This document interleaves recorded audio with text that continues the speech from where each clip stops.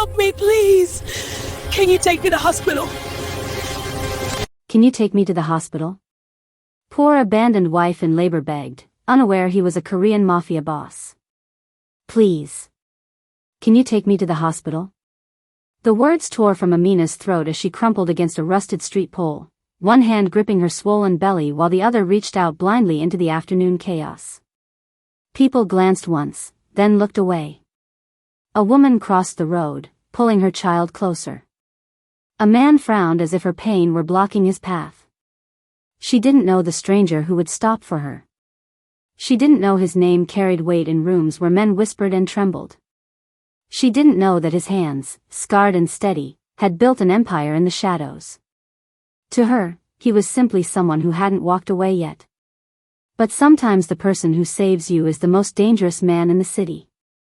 And sometimes a moment of desperation on a broken street becomes the beginning of something neither mercy nor power can control. Because the man in the white suit, the one who crouched beside her, who said, "I've got you," in a voice that made fear pause, wasn't just a stranger. He was Yi Jun. A ghost. A king. A man whose next decision would shatter both their worlds. Sometimes kindness is the most dangerous thing you can offer. And sometimes it's the only thing that matters. Hello family, welcome back. Before we begin, I have a small but heartfelt request, please subscribe. Your support keeps these stories alive. Every time you click that button, you're helping us share voices that deserve to be heard, stories that refuse to be silenced. And in the comments, tell us where you're watching from, because together, we're not just telling stories. We're keeping hope alive. The pain hit Amina without warning. One moment she was standing on the cracked sidewalk, gripping the strap of her worn handbag, and the next she was doubled over, breath tearing from her throat as a sharp contraction ripped through her belly. Her knees buckled. She reached out and caught herself against the pole, sweat already slick on her palms. Please. She whispered. The afternoon street was loud with life, honking cars, music spilling from a shop, people arguing over prices, but none of it slowed for her. She slid down until she was sitting on the pavement, one hand clutching her stomach, the other stretched out toward the passing crowd. Please, can someone take me to the hospital? Her voice cracked. The baby kicked hard, as if urging her to survive. 8 months pregnant. Abandoned by Sadiq 3 weeks earlier after an argument about money. He'd called her too weak, said the pregnancy had ruined everything. Promised to return before the baby arrived. He never did. Another contraction came, stronger this time. Tears streamed down her face as she cried out. Still, no one stopped. That was when the black sedan rolled slowly to the curb. The door opened, and a man stepped out, tall, sharply dressed in a white suit that looked wildly out of place on that broken street. His hair was neatly styled, his expression controlled, eyes scanning the scene with quiet intensity. He walked toward her with purpose, not pity. Please, Amina sobbed, reaching out. I'm in labor. I can't get there alone. Yi Jun stopped in front of her. For a long second, he said nothing. His dark eyes studied her, her torn dress, her trembling hands, the raw fear etched across her face. Then he crouched down. Can you stand? He asked, his voice low and calm. Amina nodded weakly. Her world was narrowing to pain and breath, but his steadiness cut through it. Yi Jun offered his hand. His grip was firm, anchoring her as another wave of pain tore through her body. She cried out, fingers digging into his sleeve. It's okay, he said quietly. I've got you. He helped her into the car himself, closing the door gently before sliding into the driver's seat. The engine roared to life. As they sped toward the hospital, Amina clutched the seatbelt, breathing hard. My name is Amina, she managed. Thank you so much. Yi Jun, he replied. She noticed his hands on the wheel, scarred knuckles, controlled movements. A man used to danger. But his voice when he spoke again was gentle. You're doing well. Stay with me. Another contraction hit. She screamed. Yi-jun didn't flinch. He just drove faster, his jaw set, his focus absolute. They reached the hospital just in time. Nurses rushed her inside as Yi-jun followed, barking orders in clipped tones that made staff move without questioning why. Hours later, when Amina woke exhausted and shaking, her baby boy crying softly in her arms, Yi-jun was gone. He had paid the bills anonymously. Left no name. Disappeared like smoke. Amina would later learn why. And she would learn that sometimes the man who saves your life is the same man who will have to decide if he can protect it from what comes next. The trouble began 2 days later. But first, there was the drive. Inside the car, Amina's world contracted to pain and breath. The contractions came faster now, each one a fist tightening around her spine. She pressed her forehead against the cool window, trying to find something solid to hold on to. Breathe through it, Yi-jun said, his voice cutting through the panic. In through your nose. Out through your mouth. She obeyed without thinking. His tone left no room for argument, not harsh, but absolute.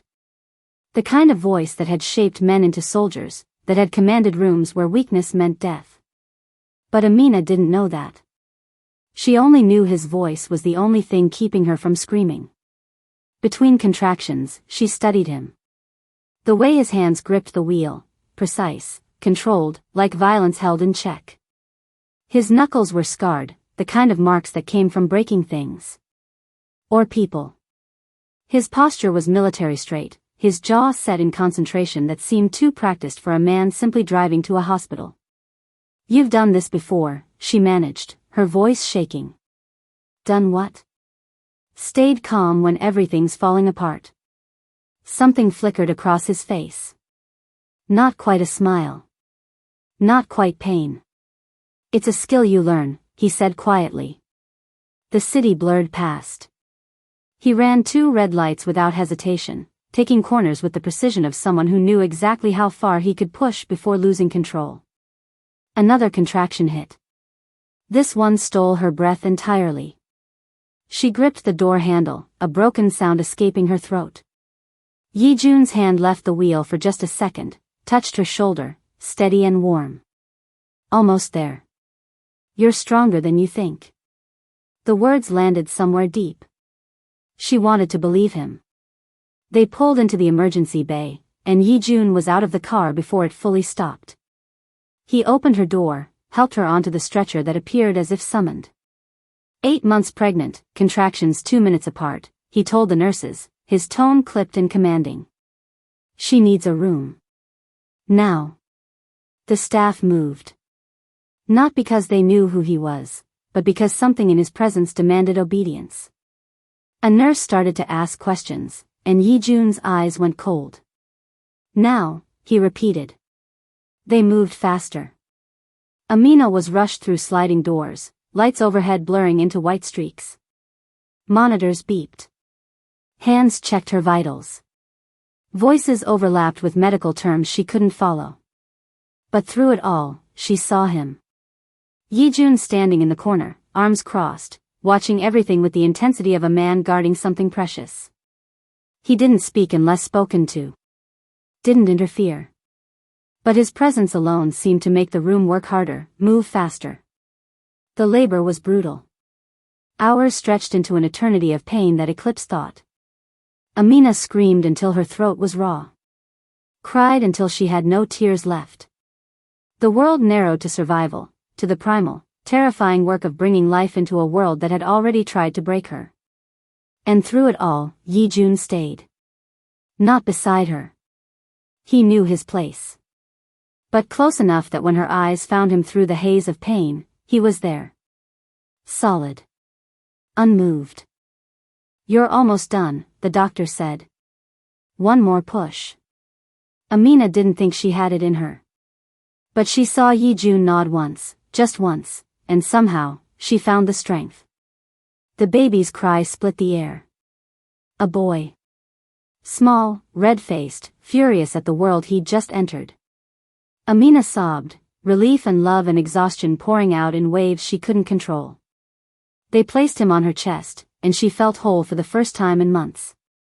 When she finally looked up to thank Yi-jun, the corner where he'd stood was empty. She woke hours later to silence. The hospital room was dim, machines beeping softly. Her son slept in a bassinet beside her bed, tiny fists curled beneath his chin. A nurse smiled when she saw Amina stirring. "You did beautifully," she said. "And don't worry about the bills, they've been taken care of." "By who?"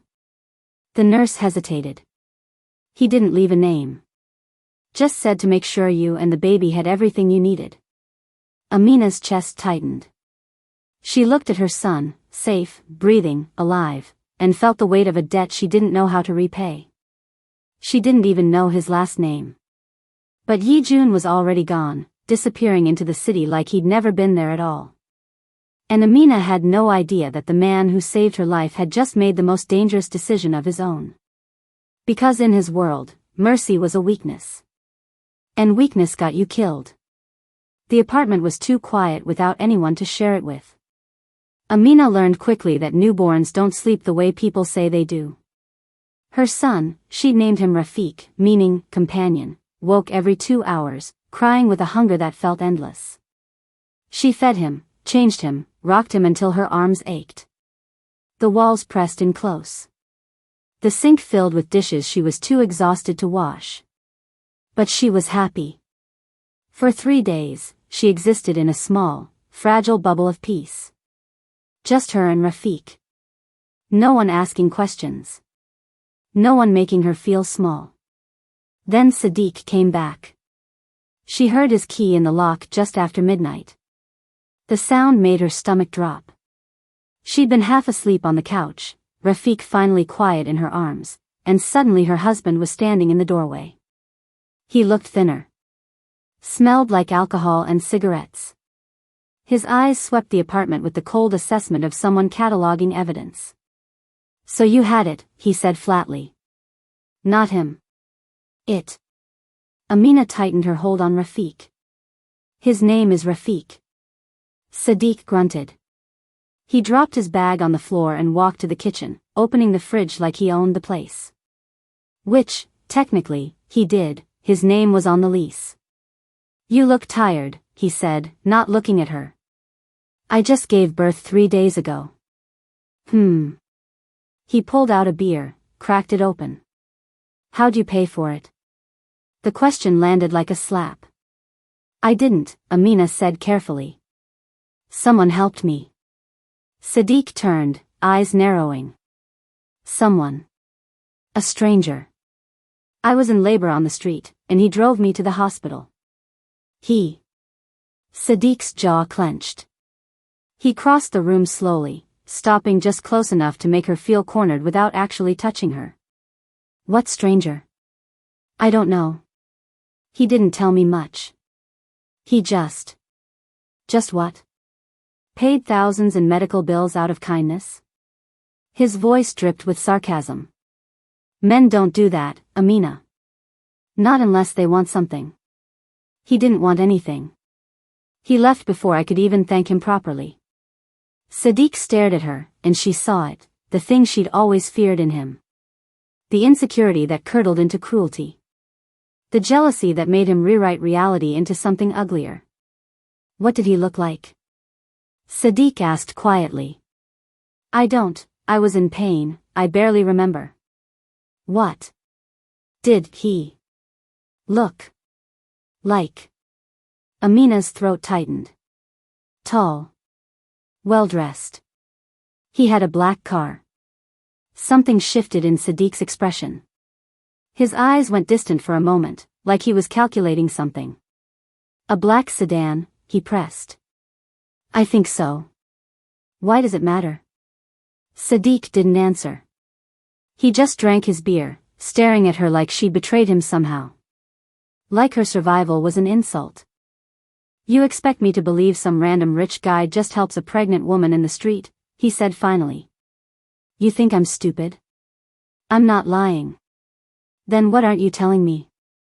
His voice rose. Rafiq stirred in her arms, letting out a small cry.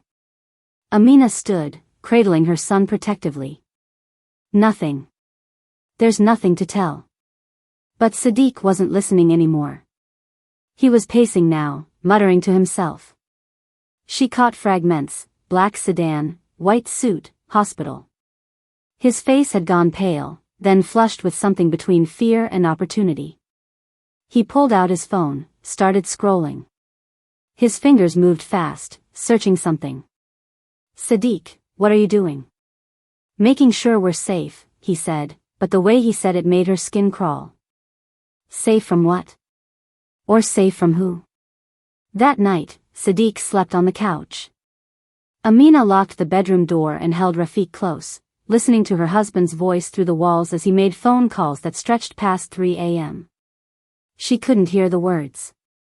But she heard the tone: eager, hungry, calculated. And she realized with cold certainty that the stranger's kindness hadn't saved her. It had marked her. Because Sadiq recognized something. Remembered something. And whatever he was planning, it had nothing to do with protecting his family. Outside, the city slept. But inside that apartment, a man was laying groundwork for a betrayal that would cost more than he could imagine. And somewhere across town, Yijun's phone was already ringing with warnings he didn't want to hear. Yijun didn't do guilt. Guilt was for men who made mistakes. Men who let emotions dictate decisions. Men who ended up bleeding out in alleys because they hesitated half a second too long. He'd built his empire on the bones of men like that. So when Jihan placed the tablet on the conference table, security footage cued to the moment Yijun's face appeared outside the hospital entrance, Yijun's expression didn't change. 15 cameras caught you, Jihan said quietly. He was the oldest of Yijun's lieutenants, scarred and steady, a man who'd killed his first target at 16. Hospital security, traffic cams, a convenience store across the street. Sung-hyun leaned back in his chair, arms crossed. Younger, sharper-edged, always looking for the angle. The footage is circulating. Low-level gangs are asking questions. Rivals are watching. Dong-wook, the silent one, just watched Yijun with those flat, calculating eyes. He didn't need to speak. His presence said enough: this is a problem. The room they sat in was elegant in its brutality: sleek furniture, floor-to-ceiling windows overlooking the city, art on the walls worth more than most people earned in a lifetime. This was where decisions were made that shaped the underworld. Where territories were carved up. Where lives were ended with a signature. Yijun pressed play. On the screen, he watched himself help a pregnant woman into his car. Watched himself drive away. The footage was grainy but clear enough. Clear enough to be weaponized. "Who's the woman?" Sung-hyun asked. "No one," Yijun said. His voice was flat, final. "No one?" Sung-hyun's eyebrow raised. "You stopped a meeting with the Yakuza for no one?" Yijun's jaw tightened imperceptibly. Jihan noticed. He always noticed. "She was in labor on the street," Yijun said. "I drove her to a hospital. That's all." "That's all," Dong-wook repeated, his first words of the meeting. He made it sound like an accusation. Jihan leaned forward. "The problem isn't what you did. It's what people will think you did. Weakness. Distraction. Sentiment." He paused.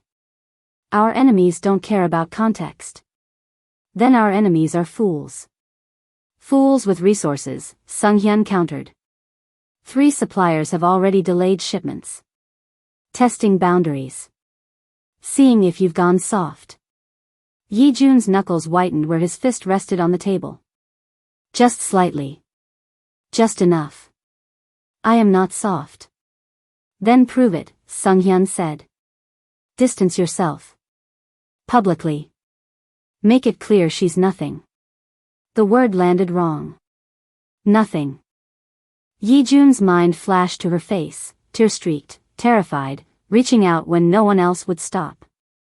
The way she'd gripped his sleeve like he was the only solid thing left in her world. The sound of her son's first cry. "Nothing." "Already done," Yijun said. I paid the bills anonymously. Left no trail. It's finished. Ji-hun studied him with those weathered, knowing eyes. Is it? The silence stretched. Yi-jun stood, buttoning his jacket with practiced precision. Increase patrols in the Eastern District. Remind our suppliers that delays have consequences. And pull those surveillance files. I want them scrubbed by morning. And the woman? Dong-wook asked. Yi-jun moved toward the door. She doesn't exist. But his hand hesitated on the handle. Just a fraction of a second. Ji-hun saw it. After Yi-jun left, the three lieutenants sat in weighted silence. He's lying, Sung-hyun said finally. He's compromised, Dong-wook corrected. Ji-hun tapped the tablet thoughtfully. He's conflicted. Which might be more dangerous. What do we do? We watch, Ji-hun said. And we prepare for the moment his conscience tries to overrule his survival instincts. He powered off the screen. Because in our world, that moment gets you killed. Late that night, alone in his penthouse, Yi-jun stood at the window overlooking the city. Glass of whiskey in hand, untouched. His phone showed a report he'd commissioned, discreetly, through channels even Ji-hun didn't know about. Subject, Amina Hassan. Age 26. Married to Sadiq Hassan. Newborn son, healthy. Discharged from hospital 2 days ago. Currently residing at. He should delete it. He should burn every trace of this distraction. Instead, he read it again. Yi-jun had built his life on control. On calculated risk. On the absolute certainty that emotion was a luxury men like him couldn't afford. But somewhere in the back of his mind, he could still hear her voice. Thank you so much. Like his help had meant something. Like he had meant something beyond fear and power. He drained the whiskey in one swallow. Outside, the city glittered with 1,000 lives he'd never touch, never know, never save. He'd stopped for one. And the guilt, the thing he didn't do, was starting to feel a lot like regret. The post went live at 2:47 a.m. Amina was asleep when Sadiq uploaded it, a carefully constructed narrative wrapped in righteous anger and half-truths that spread like gasoline on fire. My wife was begging men on the street while pregnant. A stranger helped her, paid thousands for her hospital bills. She won't tell me who he is. Now she's home with a baby I'm not even sure is mine. I'm asking for prayers and advice. I don't know what to do. By morning, it had 3,000 shares. By noon, the comments had turned venomous.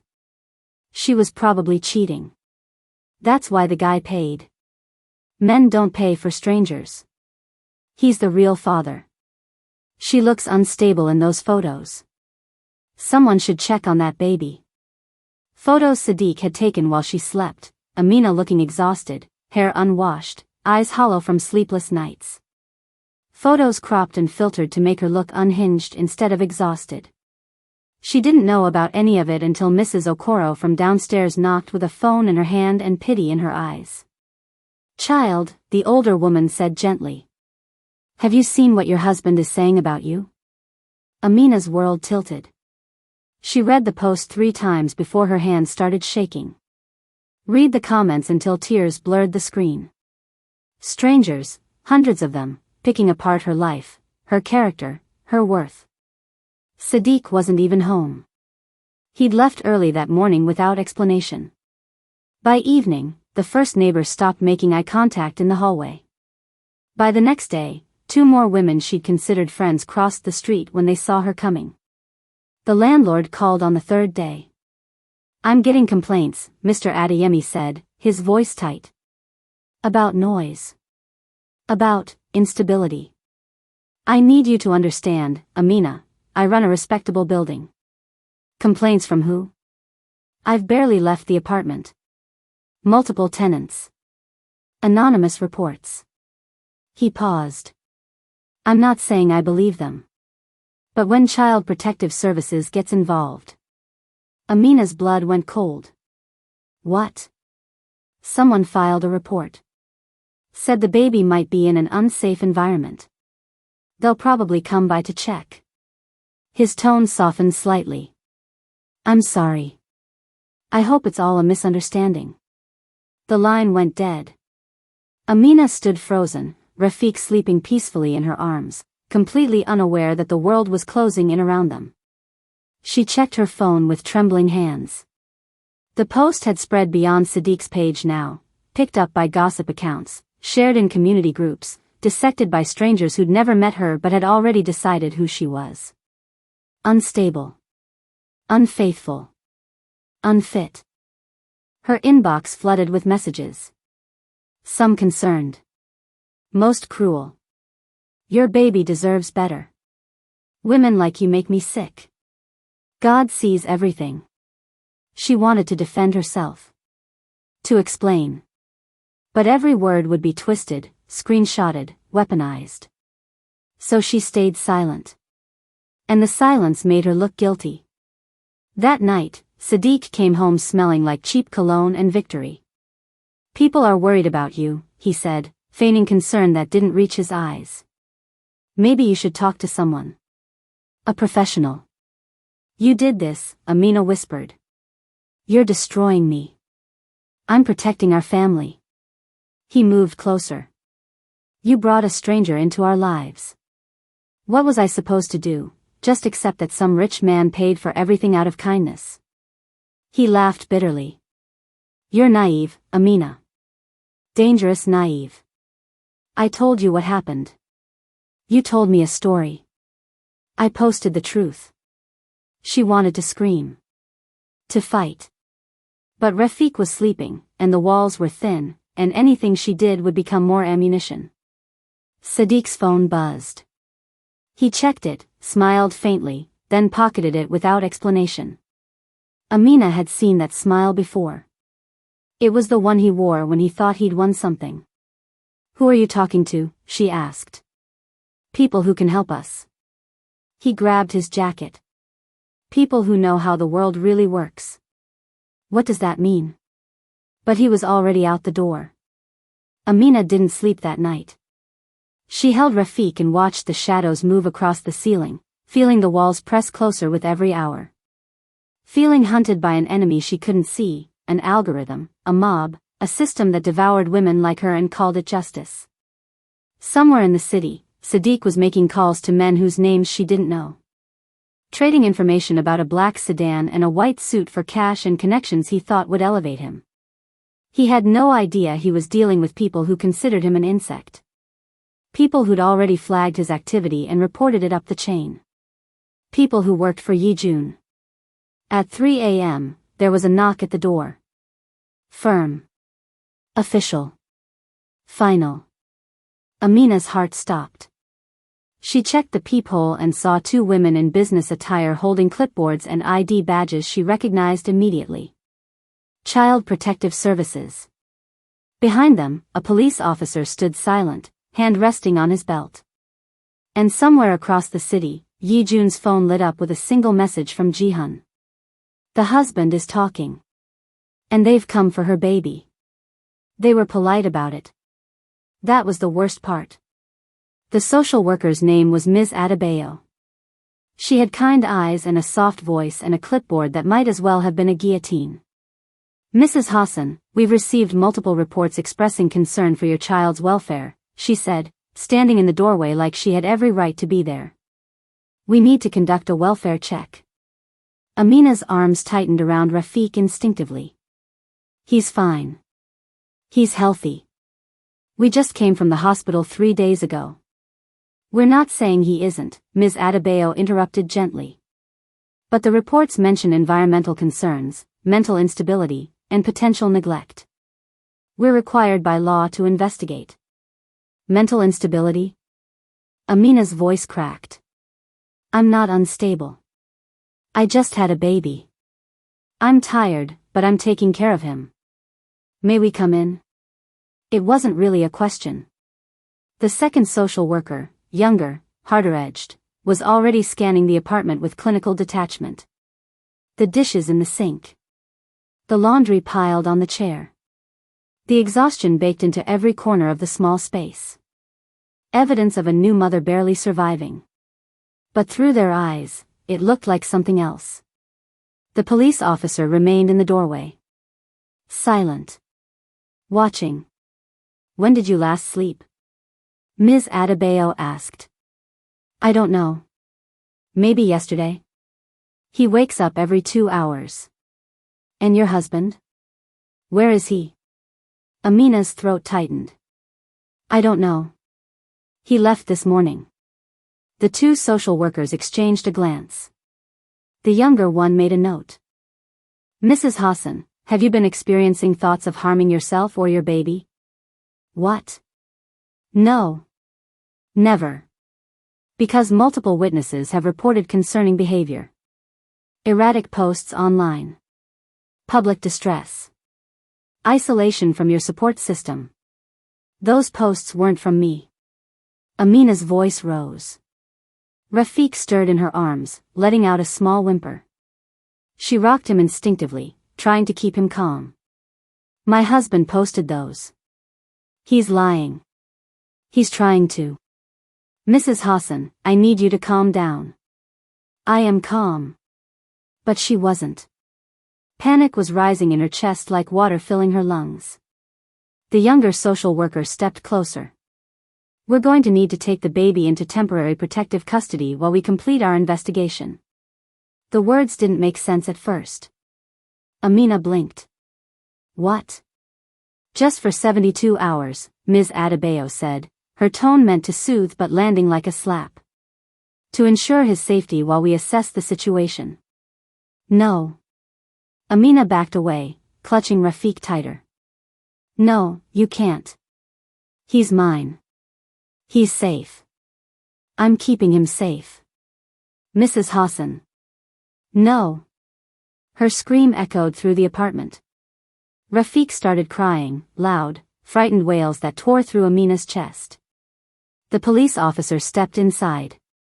Ma'am, you need to cooperate, he said firmly. If you resist, we'll be forced to involve additional authorities. Amina's legs gave out. She sank to the floor, sobbing, holding her son like she could somehow fuse him to her body. Make them unable to separate what shouldn't be separated. Please, she begged. Please don't take him. He needs me. He's only 3 days old. Please. Ms. Adebayo knelt beside her. Her face was sympathetic, but her hands were already reaching. I'm sorry, she said quietly. I know this is hard. Hard. The word was obscene in its inadequacy. They pried Rafiq from her arms with professional efficiency. Amina screamed, an animal sound, raw and broken. She tried to hold on, but the officer restrained her gently, pulling her back while the social workers secured the baby. Rafiq was crying. Reaching for her with tiny fists. And Amina was crying. Reaching for him with empty arms.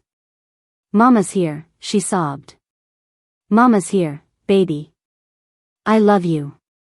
I love you. But they were already taking him to the door. Outside in the hallway, a neighbor had their phone out. Recording everything.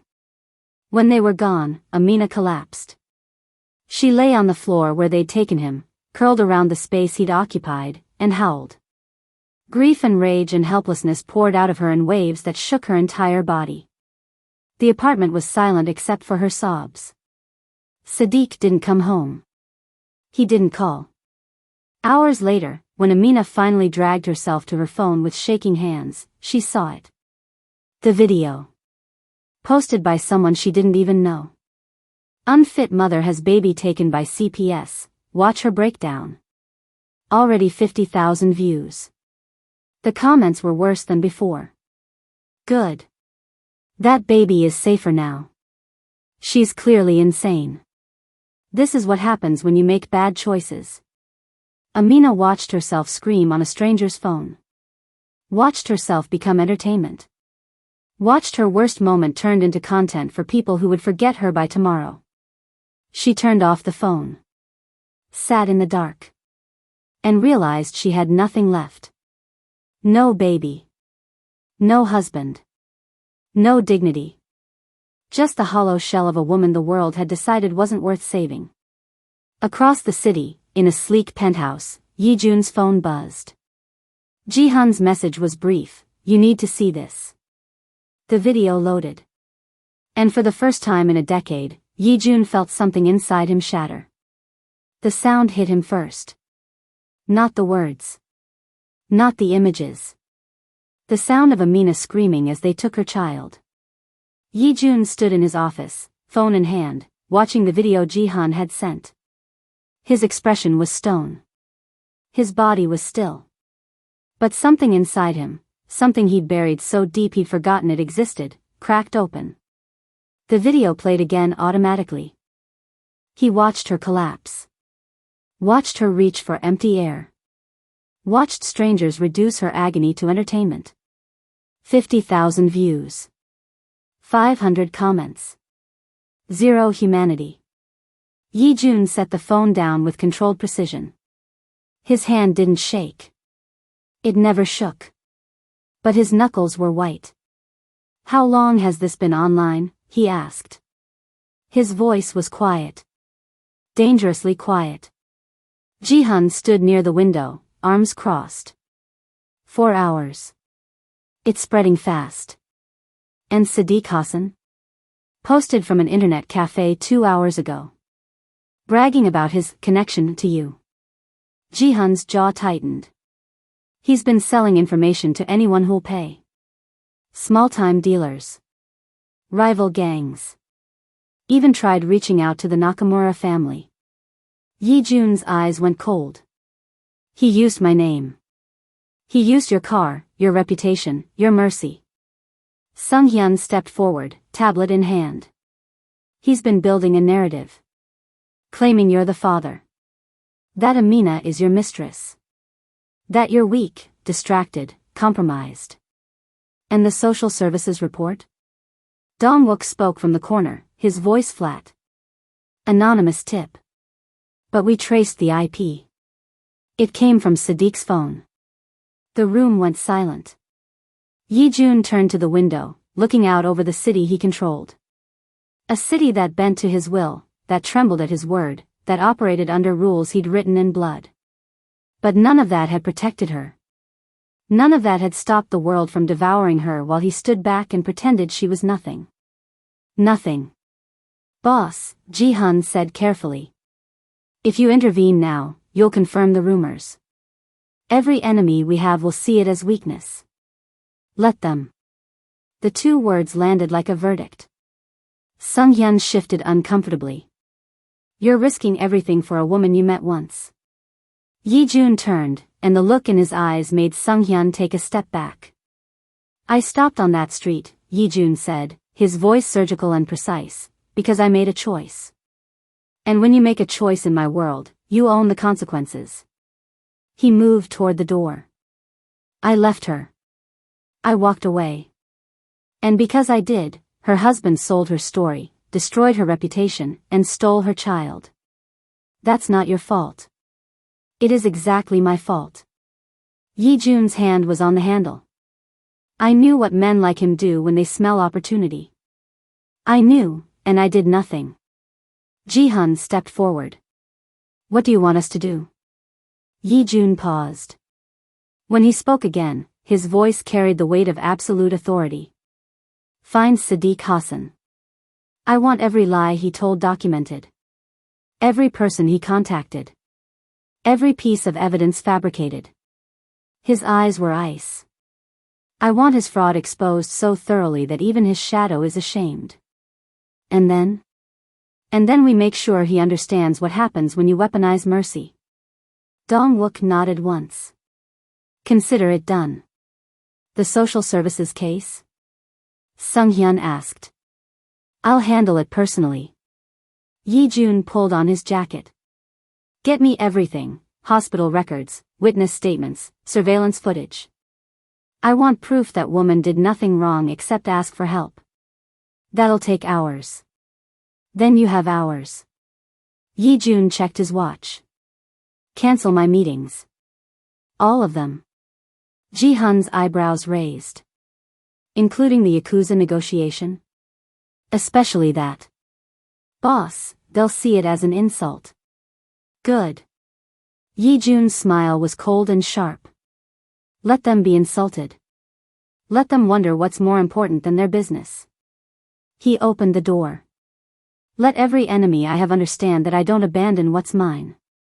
She's not yours, Sung Hyun said quietly. Yi Jun stopped. For a long moment, he didn't respond. Then he turned, and there was something in his expression none of them had seen before. Not rage. Not calculation. Something human. Maybe not, Yi Jun said.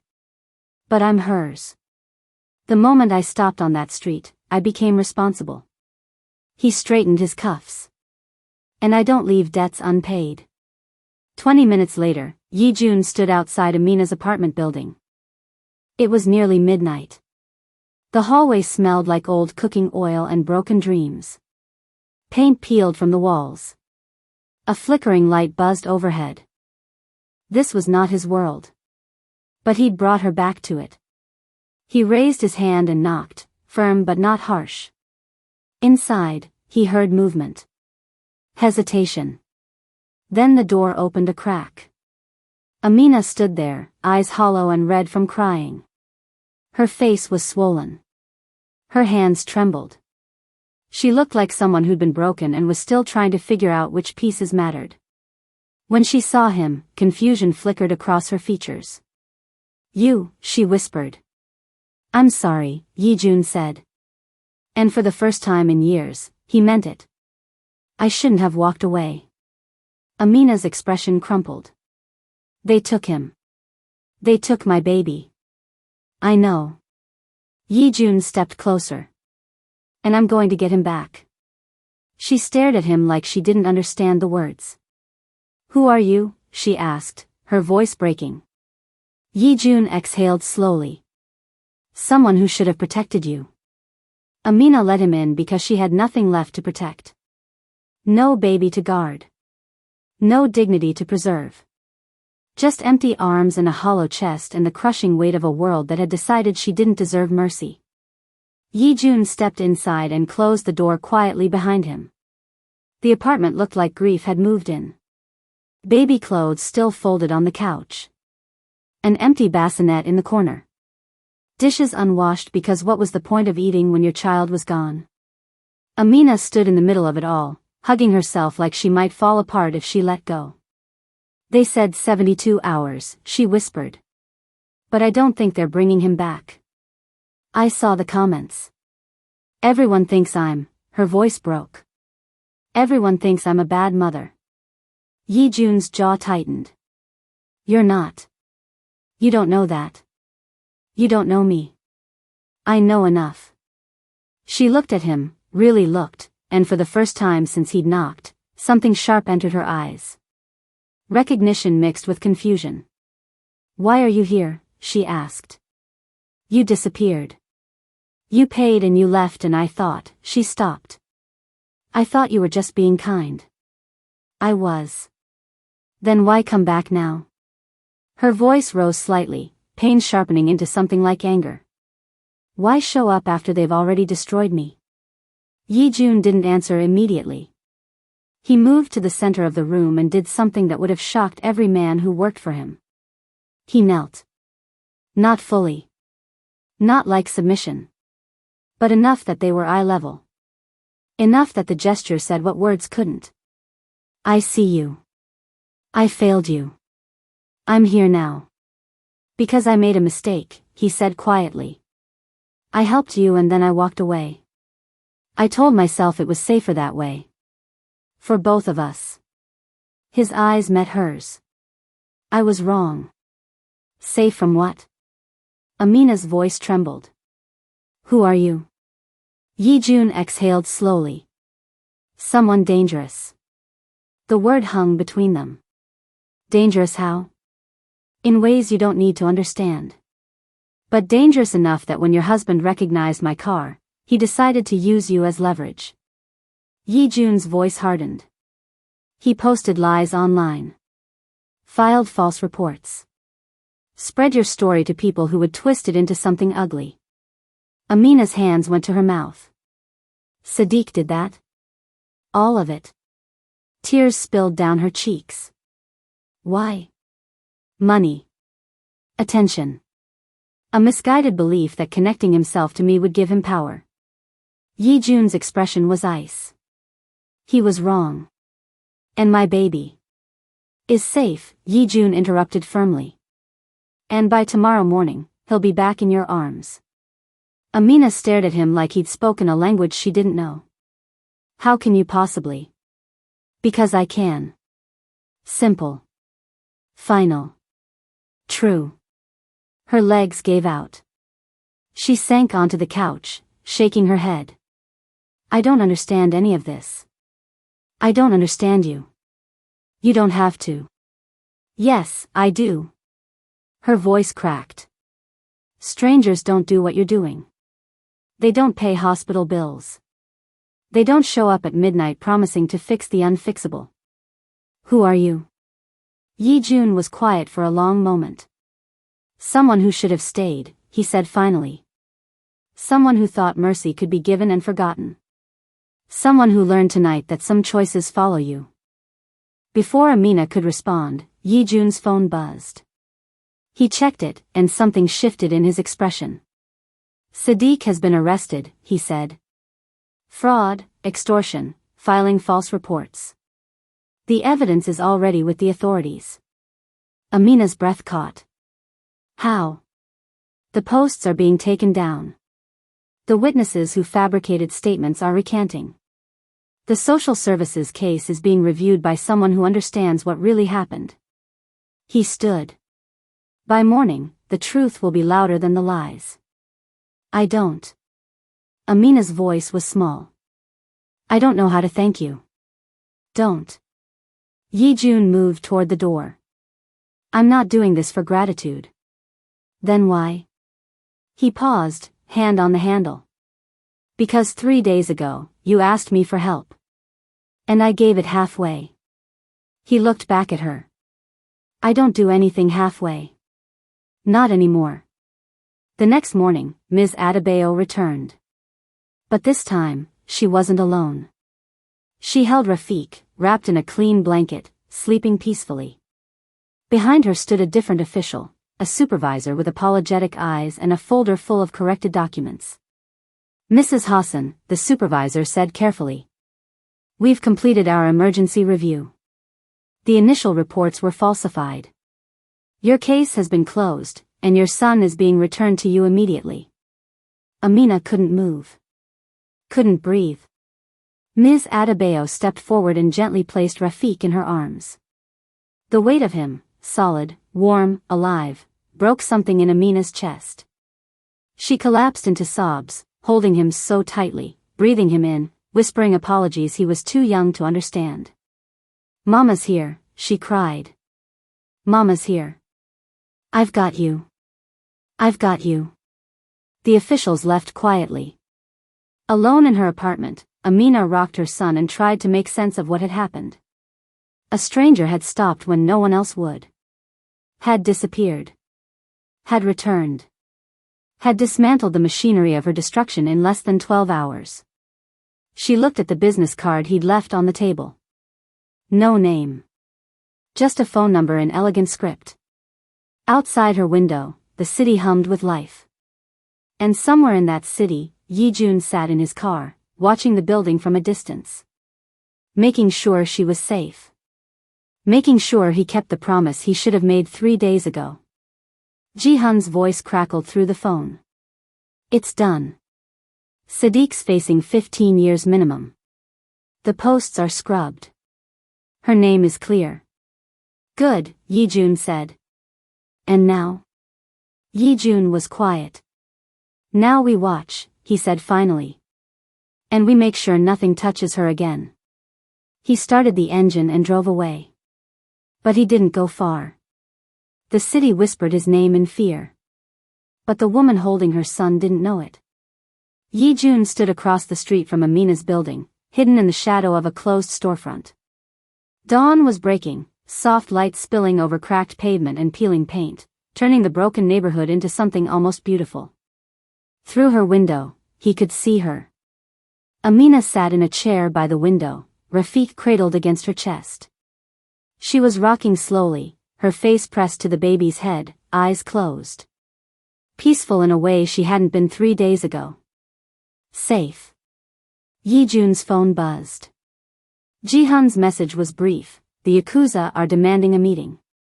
They're threatening to withdraw. He typed back, let them. Another buzz. Sunghyun this time, 2 suppliers have broken contract. We're losing ground in the Eastern District. Handle it. Dongwook, word is spreading that you chose a woman over the family. Challenges are coming. Yijun stared at the message for a long moment. Then he turned off his phone. For 15 years, he'd built an empire on the principle that power demanded sacrifice. That sentiment was weakness. That mercy was a luxury men like him couldn't afford. He'd crushed rivals who hesitated. Buried allies who showed compassion. Became the thing people feared most because fear was control, and control was survival. But standing here, watching a woman who'd begged him on a street hold the child the world had tried to steal. He wasn't sure he believed in any of that anymore. Power hadn't saved her. Choice had. His choice to stop. To help. To return.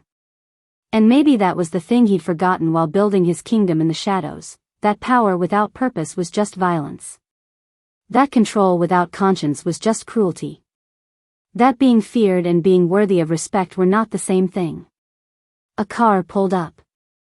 Yijun recognized it immediately, one of his own vehicles. Jihan stepped out, moving with the careful precision of a man approaching something dangerous. You've been here all night, Jihan said quietly. I had to be sure. She's safe. The threats are neutralized. Sadiq is locked up. The case is closed. Jihan paused. You can go. I know. But Yijun didn't move. Jihan followed his gaze to the window. She doesn't know who you are. Good. Is it? Jihan's voice was careful. Because if she knew, if the world knew what you did for her, it would change how they see you. I don't want them to see me differently, Yijun said. I want them to see her clearly. Jihan was quiet for a moment. The men are asking questions. About priorities. About whether you've gone soft. Then let them ask. And when they challenge you? Yijun's smile was cold. I'll remind them that mercy and weakness are not the same thing. That I can protect what matters and still break what threatens it. He turned to face his oldest lieutenant. I haven't gone soft, Jihan. I've just remembered what all this power was supposed to be for. Jihan studied him, then nodded slowly. What do you want me to tell them? Tell them their king made a choice. And that choice is final. Later that morning, Amina found an envelope slipped under her door. Inside was a bank statement showing a trust fund in Rafik's name. Enough to pay for his education, his future, his dreams. No explanation. No signature. Just a note in elegant handwriting. You asked for help. I should have given more than a ride to the hospital. This doesn't erase what happened. But maybe it helps build what comes next. You owe me nothing. You never did. Someone who should have stayed. Amina read it 3 times, tears streaming down her face. She looked out the window at the city that had tried to destroy her and somehow hadn't succeeded. Thank you, she whispered to no one and everyone. And across town, standing in his penthouse overlooking a kingdom built on fear and blood and calculated violence, Yijun heard her voice in his memory. Please, can you take me to the hospital? 7 words that had changed everything. He'd stopped when no one else did. And in stopping, he'd remembered something he thought he'd buried forever. That power wasn't just about what you could take. It was about what you chose to give. The world still whispered his name in fear. His enemies still plotted in shadows. His empire still demanded blood and loyalty and absolute control. But somewhere in that city, a woman rocked her baby and didn't know that the man who saved her life was the most dangerous person she'd ever meet. Didn't know his name commanded armies. Didn't know his word could end lives. Didn't know he was a king. She only knew he'd stopped. And sometimes, just sometimes, that was the only thing that mattered. Because the world doesn't change when kings conquer. It changes when they choose mercy over power. When they kneel instead of tower. When they remember that behind every empire, every legend, every name whispered in fear, there was once a moment. A choice. A woman on a broken street. And a man who decided that walking away was the one thing he could never do again. Sometimes the person who saves you is the most dangerous man in the world. And sometimes danger is exactly what mercy looks like. When it refuses to look away. Family, can we talk for a second? Stories like Amina's, stories about women who are invisible until they're vilified, about men who choose mercy when the world expects cruelty, these stories don't get told enough. They don't trend. They don't go viral. They get buried under noise and algorithm politics and content that doesn't care about truth. But you can change that. Every time you subscribe, you're voting for stories that matter. You're saying, I see you, Amina. I see you, Yijun. I see the struggle, the sacrifice, the humanity. So I'm asking you directly. If this story touched you, subscribe. If you want more stories about real people, complex choices, and the messy, beautiful truth of survival, subscribe. If you believe that hope, even when it comes from unexpected places, deserves a platform, subscribe. It's free. It takes 2 seconds. And it makes all the difference. And please, drop a comment telling us. Where in the world are you watching from? Whose perspective did you connect with more, Amina's or Yijun's? What would you do in Yijun's position? We read every comment. We see you. And your voice matters. Together, we're building something bigger than just entertainment. Thank you for subscribing. See you in the next story.